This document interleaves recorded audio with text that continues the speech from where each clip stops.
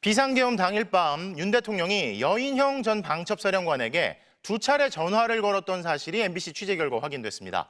통화 시점은 밤 11시쯤인데 홍장원 전 국정원 1차장이 윤 대통령으로부터 싹 다 잡아들이란 전화 지시를 받고 이후 여 전 사령관과 통화해 체포 명단을 받았다는 딱 중간 시점입니다.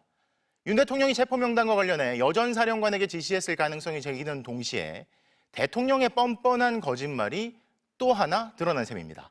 김상훈 기자의 단독 보도입니다. 비상계엄 당일인 지난해 12월 3일 밤 11시쯤 윤석열 대통령이 여인영 전 방첩사령관에게 두 차례 전화를 건 사실을 검찰이 확인했습니다. 앞서 여 전 사령관이 윤 대통령과의 통화 사실은 인정한 바 있지만 구체적인 통화 시간과 횟수가 나온 건 이번이 처음입니다. 특히 통화 시점을 주목할 만합니다. 윤 대통령이 홍장원 전 국정원 1차장에게 전화해 싹 다 잡아들여 대공수사권 줄 테니 방첩사를 도와 지원해라고 지시한 시각은 오후 10시 53분입니다. 이후 구체적인 지원 내용을 파악하기 위해 홍 전 차장이 여 전 사령관에게 전화한 건 오후 11시 6분입니다. 홍 전 차장은 이때 체포 대상자 10여 명을 전달받았다고 했습니다. 선배님 이걸 도와주세요. 저희 체포조가 나가 있는데 소재 파악이 안 돼요. 명단 불러드릴게요라는 취지로 이야기를 했죠. 네. 홍 전 차장이 10여 명에 대한 체포 지시로 명확하게 인식하게 된 두 전화 통화 사이에 윤 대통령과 여 전 사령관의 통화도 두 차례 있었다는 겁니다.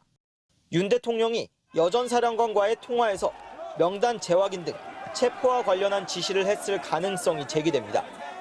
윤 대통령은 앞서 헌재에 나와 홍 전 차장에게 계엄 사무를 지시한 바 없다는 취지로 말하다 여 전 사령관과 관련 전화를 한다는 건 비상식적이라고 말한 바 있습니다.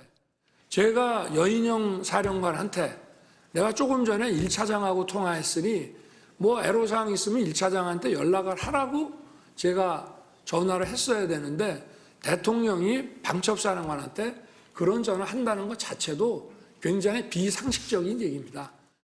윤 대통령 측은 여 전 사령관과 통화한 사실이 없다며 완전히 허구라고 밝혔습니다.